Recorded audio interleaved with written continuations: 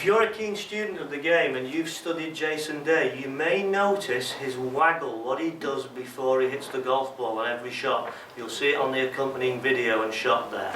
That when he addresses the golf ball, he's gone through his alignment procedure, he takes aim, sets up, and then you'll see him waggle this club away in one piece.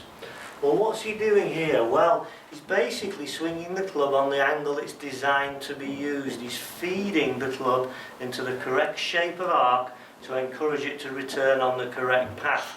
If you can visualise it, I've just set up a little board here, and I've set the board at the angle, or the lie angle of my driver. This allows me to get the feel of where the club should be going, because people will say, well, should it go straight back, should it go round? Well, the answer is actually a bit of both, because the golf swing is a circle, it's an arc, but it happens on an inclined plane.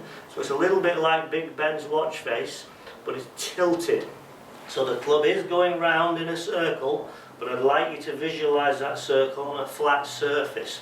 So it's moving round and up simultaneously. It's going backwards, it's going upwards, and it's going gradually inwards. Now it's going inwards because of the design of the club. Now many club players get most things wrong in their swing in the first 3 feet of that swing before they even start. They'll get too busy with their hands, so the club goes round here too flat, and then you've got to correct it.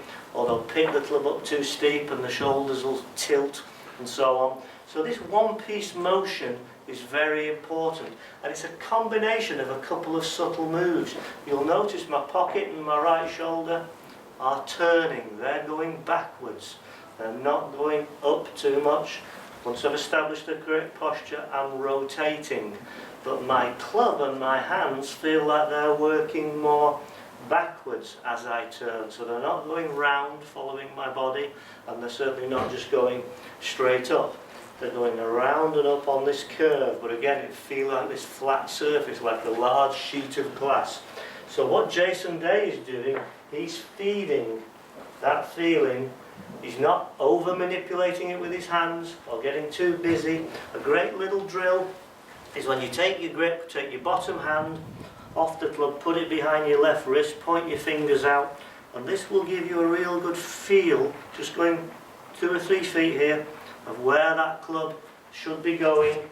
This will give you the correct sensation of that one-piece takeaway, as we call it, which will then allow you to set the club up on the correct plane, get the club in the right position for delivering it on target.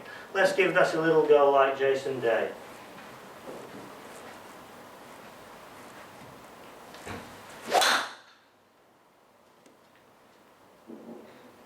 Well, that was nice. Give that a try, and hopefully it's going to improve your consistency. So this year's Open at St Andrews, I was very lucky to accompany Scott Arnold, my student, who was Australian and played with his pal Jason Day here in the practice round, so I studied them at close quarters.